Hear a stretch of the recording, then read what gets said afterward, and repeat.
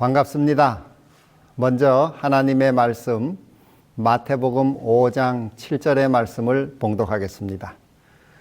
긍휼히 여기는 자는 복이 있나니 그들이 긍휼히 여김을 받을 것이며. 오늘 저는 이 말씀을 가지고 긍휼히 여기는 자라는 주제로 말씀드리겠습니다. 팔복의 다섯 번째 복인 긍휼은 앞에 네 가지 복과 관련되어 있습니다. 심령이 가난한 자, 애통하는 자, 온유한 자, 의에 줄이고 목마른 자는 자신이 악함과 무정함 그리고 무가치함을 가지고 있음을 알기에 이런 사람은 나 된 것이 나로 말미암아 된 것이 아님을 깨닫고 다른 사람의 처지를 이해하게 됩니다. 팔복의 처음 네 가지 복은 하나님과의 관계에서 나타나는 복이고, 뒤에 네 가지 복은 사람과의 관계에서 나타나는 복입니다. 앞에 네 가지 복과 뒤에 네 가지 복 사이에는 밀접한 연관성이 있습니다. 즉, 하나님 앞에서 마음이 가난한 사람은 사람들에게 긍휼을 베푸는 사람이 됩니다. 또 하나님 앞에서 애통하는 사람은 사람들 앞에서 마음이 깨끗한 사람이 됩니다. 하나님 앞에서 온유한 사람은 사람들 사이에서 화평케 하는 사람이 됩니다. 그리고 하나님 앞에서 의에 줄이고 목마른 사람은 사람들 앞에서 의를 위해 박해를 받을 수 있는 사람이 됩니다. 이렇게 하나님과의 관계에서 나타나는 네 가지 복을 거치면 사람과의 관계에서 나타나는 네 가지 복이 시작됩니다. 그러면 긍휼이란 무엇일까요? 한자로 긍휼은 불쌍히 여길 긍과 동정할 휼로서 그 의미는 불쌍히 여기다, 동정을 베풀다입니다. 헬라어에도 엘레몬이라고 말하는데 그 뜻은 역시 불쌍히 여기다, 동정을 베풀다입니다. 그런데 이 용어는 남을 불쌍히 여길 뿐 아니라 그의 고통을 제거해 주는 행동을 의미합니다. 이 신약의 엘레몬에 해당하는 구약의 히브리어는 라함 그리고 헤세드입니다. 라함이라는 말은 여인의 자궁을 의미하는 히브리어로 엄마의 뱃속에서 태아를 품고 보살피는 모성애의 사랑, 긍휼, 동정심을 나타냅니다. 상대방의 처지를 깊이 이해하고 그들의 입장에서 슬픔을 느끼는 것을 가리킵니다. 헤세드는 하나님의 자비, 인자하심, 사랑, 은혜 등을 가리키는데 이 용어는 여기서 한 걸음 더 나아가 상대방의 어려움을 극복하기 위하여 실제로 행동하여 구체적인 도움을 주는 것을 말합니다. 이처럼 긍휼의 성경적 의미는 활동하는 긍휼, 베풀어지는 긍휼을 가리킵니다. 탈무드에 보면 긍휼이 무엇인지 설명한 이야기가 있습니다. 어떤 아버지가 아들에게 말하기를 이웃집에 가서 칼을 좀 빌려오라 라고 했습니다. 아들이 이웃집에 갔다 와서는 칼을 빌려줄 수 없다고 합니다 라고 말했습니다. 이 거절을 당하고 그냥 돌아온 것입니다. 그런데 며칠 후에 바로 그 이웃집에서 이 집에 칼을 빌리러 왔습니다. 그때 아버지는 아들에게 칼을 빌려줘라 라고 말했습니다. 그러자 아들이 아버지에게 항의했습니다. 아버지, 며칠 전에 저 집에서 칼을 빌려주지 않았는데요? 그러자 아버지가 아들에게 말했습니다. 저 집에서 빌려주지 않았기 때문에 우리도 빌려줄 수 없다. 그러면 이것은 복수다. 그리고 저 집에서는 빌려주지 않았지만 그런데도 우리는 빌려준다 하고 빌려주면 그것은 증오다 이렇게 말했습니다. 그러나 전에 거절당한 것은 깨끗이 잊어버리고 빈 마음으로 칼을 빌려주면 바로 이것이 긍휼이다 이렇게 했습니다. 오늘 우리가 살고 있는 현 시대는 도처에 복수와 증오가 가득합니다. 긍휼을 찾아보기가 어렵습니다. 내가 당하면 그만큼 보복해 줘야 한다는 논리가 이 세상을 지배하고 있습니다. 이처럼 가치관이 매우 혼란스러운 시대를 사는 우리에게 주님은 말씀하십니다. 긍휼히 여기는 자는 복이 있나니 그들이 긍휼히 여김을 받을 것이며. 그러면 어떻게 긍휼의 삶을 실천할 수 있을까요? 세 가지를 말씀드리고자 합니다. 첫째, 십자가의 사랑을 체험하라는 것입니다. 죄의 본성을 타고난 우리에게는 긍휼이 없습니다. 그러므로 긍휼을 실천하기 위해서는 십자가의 사랑을 받아야 합니다. 매일 십자가의 사랑을 묵상하고 체험하는 일은 긍휼을 실천하는데 꼭 필요한 훈련입니다. 최초의 여성 노벨 문학상 수상자이자 스웨덴 국민 작가인 셀마 라겔레프가 어린이들에게 들려주려고 만든 작품이 있는데 그것이 진홍 가슴새의 비밀이라는 동화입니다. 그 내용은 이렇습니다.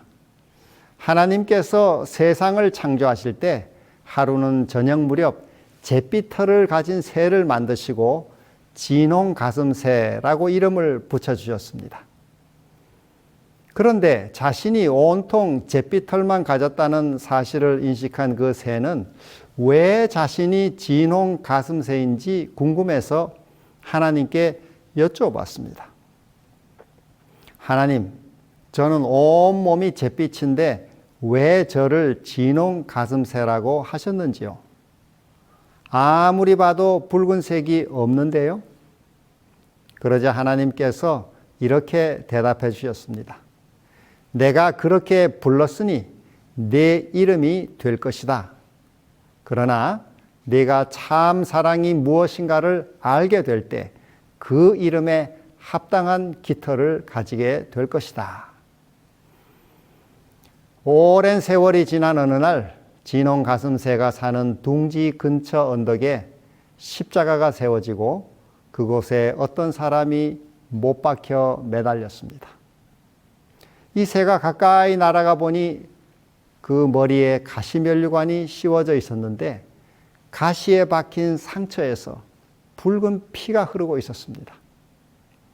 그의 모습에 가슴 아파진 진홍 가슴새는 용기를 내어 십자가 위를 맴돌며 날다가 자기 부리로 그 사람의 머리에 박힌 가시를 하나하나 뽑아내기 시작했습니다. 가시가 뽑힐 때마다 피가 솟아나와 진홍 가슴새의 몸을 붉게 물들였습니다. 그렇게 피투성이가 된 진홍 가슴새는 아무리 씻어도 지워지지 않는 진짜 진홍 가슴새로 거듭나게 되었습니다. 그리고 놀라운 것은 그 새가 낳은 새끼들도 가슴에 선명한 진홍 깃털을 갖게 된 것입니다.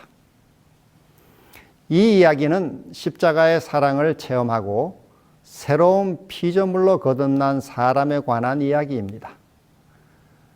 라겔레프는 십자가에 흘리신 예수님의 피가 작은 새의 운명을 바꾸어 놓은 것을 이야기하면서 진홍 가슴새처럼 십자가의 사랑으로 남들의 아픔에 공감하며 긍휼과 자비를 베푸는 인생을 살라는 메시지를 주고 있습니다. 하나님이 베푸신 십자가의 사랑을 체험하면 우리도 다른 사람을 긍휼히 여기게 된다는 것입니다. 날마다 이 은혜가 우리에게 충만하기를 소망합니다. 둘째로, 다른 사람을 긍휼의 마음으로 섬기라는 것입니다. 우리 주변에는 긍휼히 여김을 받아야 할 사람들이 많이 있습니다. 우리의 자녀와 배우자, 부모님을 볼 때에 긍휼한 마음으로 보아야 합니다. 우리의 이웃과 또 나아가 우리 민족과 세계 인류 등 이 땅에 있는 사람들을 하나님의 마음으로 바라볼 수 있어야 하겠습니다. 우리는 모두 서로 간에 긍휼을 실천해야 하겠습니다.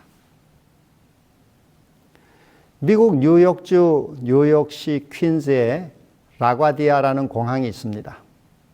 맨하탄에서 가장 가까운 공항입니다. 이 공항의 이름은 판사 일화로 유명하며 뉴욕 시장을 3번 역임하였던 피어렐로 헨리 라과디아 그 이름에서 딴 것입니다. 라과디아가 판사로 있을 때 어떤 노인이 빵을 훔쳐 먹다가 재판을 받게 되었습니다. 판사는 그 노인에게 왜 빵을 훔쳐 먹었습니까? 라고 물었습니다. 노인이 대답하기를 사흘을 굶었습니다. 그러다 보니 그때부터 아무것도 눈에 안 보였습니다. 라고 대답했습니다. 판사는 이 대답을 듣고 한참을 고민하더니 이런 판결을 내렸습니다. 당신이 빵을 훔친 절도 행위는 벌금 $10에 해당합니다. 판사의 판단에 방청석은 술렁이기 시작했습니다. 그때 판사가 자신의 지갑에서 $10를 꺼내며 말했습니다. 그 벌금은 내가 대신 내겠습니다. 내가 그 벌금을 내는 이유는 그동안 내가 좋은 음식을 많이 먹은 죄에 대한 벌금입니다. 나는 그동안 좋은 음식을 너무나 많이 먹었습니다. 오늘 이 노인 앞에서 참회하면서 그 벌금을 대신 내도록 하겠습니다. 그리고 이어 판사는 방청석을 향해서 이 노인이 밖에 나가서 다시 빵을 훔치는 일이 일어나지 않도록 뜻이 있는 분들은 스스로에게 벌금을 내십시오 라고 말했습니다. 그래서 자율적으로 사람들은 벌금을 냈고 그 모금액이 무려 $47 50센트가 되었습니다. 그 옛날 꽤 큰 돈이었습니다. 이 재판으로 판사는 유명해져서 나중에 뉴욕의 시장까지 역임하게 되었는데 그가 바로 라과디아 시장입니다. 그의 이름을 따서 라과디아 공항이 만들어진 것입니다. 우리는 다른 이들을 긍휼한 마음으로 섬겨야 합니다. 그럴 때 우리는 다른 이들을 복되게 할 수 있습니다. 그리고 그 모습을 보시고 하나님은 우리에게 긍휼을 베풀어 주십니다. 우리가 다른 이들을 긍휼한 마음으로 섬기는 일은 실제로 사람이 아니라 하나님을 섬기는 일이며 또한 하나님의 긍휼하심을 받는 복된 일입니다. 날마다 이 은혜가 우리에게 충만하기를 소망합니다. 셋째로 원수에게 긍휼을 실천하라는 것입니다. 원수에게 긍휼을 실천하는 일은 참으로 어려운 일이죠. 가장 어려운 일이라고 할 수 있습니다. 이것은 지독히 힘들고 심지어 불가능한 일처럼 보입니다. 증언에도 이렇게 말씀합니다. 사람의 마음은 날 때부터 냉랭하고 어둡고 사랑이 없다. 그러므로 사람이 자비와 용서의 정신을 나타낼 때는 언제나 자기 스스로 그렇게 하는 것이 아니고 그의 마음에 역사하는 성령의 감화를 통해서 하게 된다고 말씀했습니다. 산상보훈 21, 22. 도저히 용서할 수 없는 사람에게 긍휼을 실천하는 일은 감정이 아니라 성령의 은혜로 희생자가 가해자에게 취하는 구체적인 행동입니다. 따라서 원수에게 긍휼을 실천하는 데는 성령의 감화를 따르는 의지적인 선택이 요구됩니다. 심중에 씁쓸한 기억이 남아있을 때라도 우리는 긍휼을 선택해야 합니다. 그 한 가지 방법은 기도 시간에 원수를 꼭 붙잡고 하나님께 데려가 그분께 맡기는 것입니다. 그러면 성령께서 나의 영혼과 원수의 영혼에 긍휼을 베풀어 주실 것입니다. 물론 진심으로 용서할 수 있을 때까지는 오랜 시간이 필요합니다. 그러나 실질적인 노력이 뒷받침되지 않으면 원수에게 긍휼을 실천하기가 어렵습니다. 그러나 우리가 바른 길을 선택하면 그 다음 선택은 좀 더 쉽고 더 자유로워집니다. 우리가 잘 아는 넬슨 만델라는 세상에 긍휼의 교훈을 가르쳐 주었습니다. 그가 흑인으로 27년간의 교도소 생활을 마친 후에 대통령에 당선되었을 때 모두가 남아공의 대학살을 예측했습니다. 그런데 전문가들을 무색하게 만드는 일이 벌어졌습니다. 이 새로 일어난 정권은 보복하지 않았습니다. 대신 백인 소수 집단과 평화로운 교섭에 들어갔습니다. 만델라는 대통령 취임식에 백인 교도관을 초대했고 자신의 경호원으로 백인 경찰관들을 기용했습니다. 그는 진실과 화해위원회를 만들어 복수의 악순환을 막았습니다. 이 위원회는 복수를 하지 않으면서 압제의 흉한 진실을 그대로 밝히는 매우 창의적인 방법이었습니다.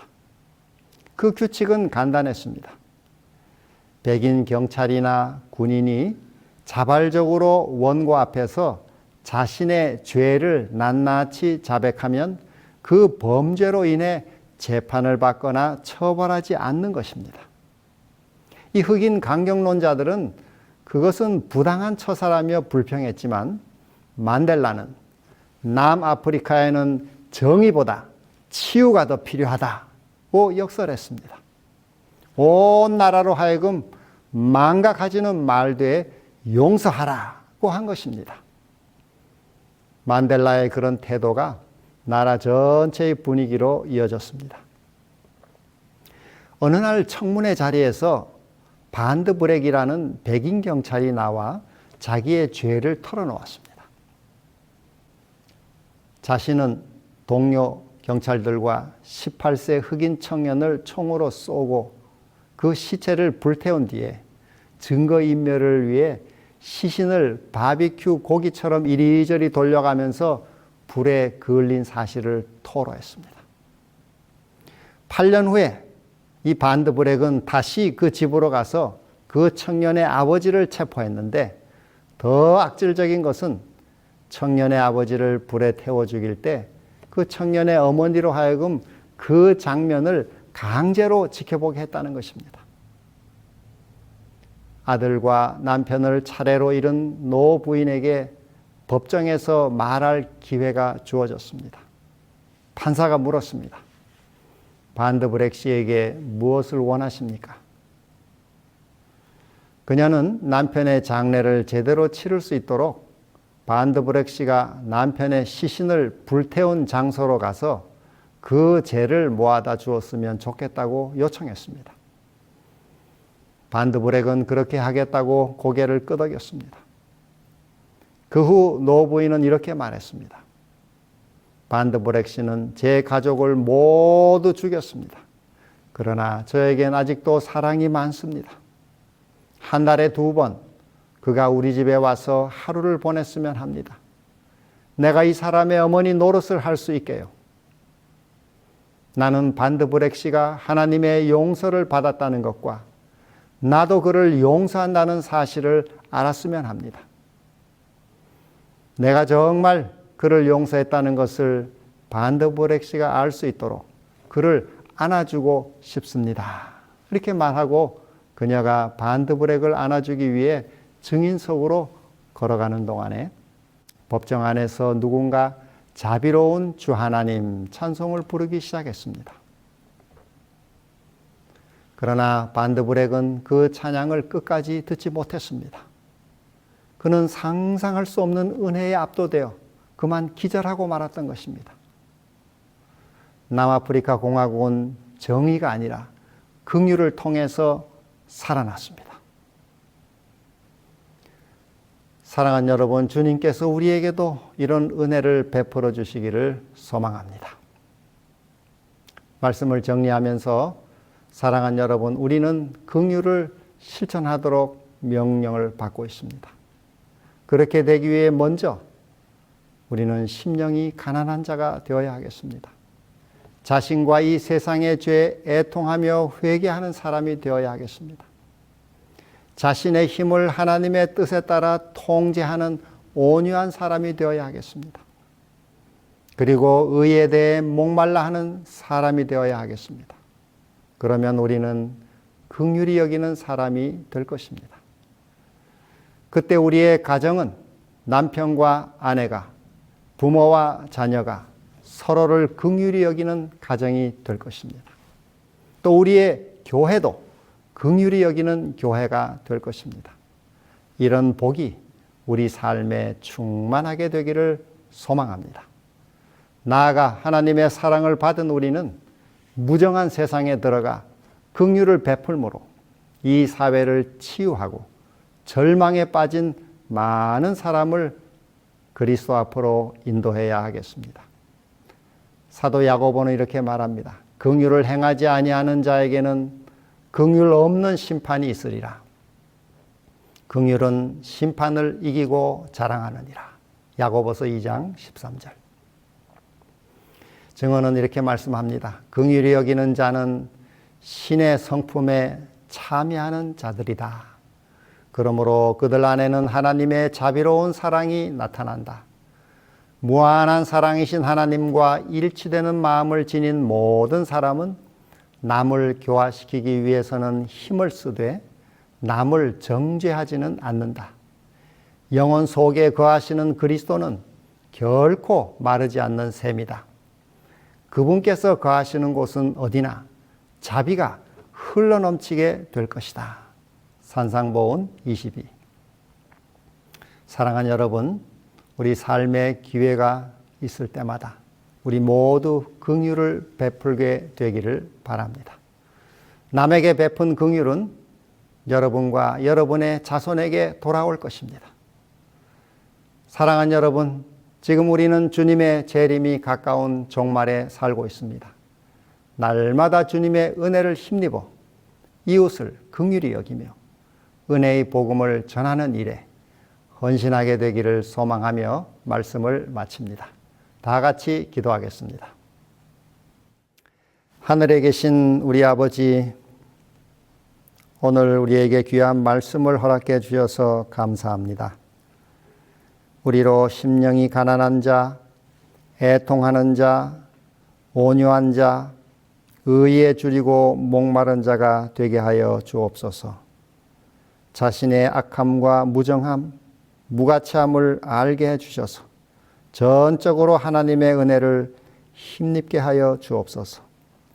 나의 나 된 것이 나로 말미암아 된 것이 아님을 깨닫고 다른 사람의 처지를 이해하고 긍휼히 여길 수 있게 도와주옵소서. 오늘도 우리 가운데 몸이 아픈 분들, 마음이 상한 분들에게 하늘의 치유의 은혜와 위로의 은총을 부어 주옵소서. 우리의 가정과 교회를 복주시고 우리나라를 지켜 주옵소서. 특별히 한국재림교회에 약속하신 늦은비 선교의 부흥을 허락하여 주옵소서. 우리 각자가 그 일에 헌신하도록 은혜를 내려 주시옵소서. 다가오는 한 주의 삶도 주님의 은혜로 선히 인도해 주시기를 빌며 예수님의 이름으로 기도하옵나이다. 아멘.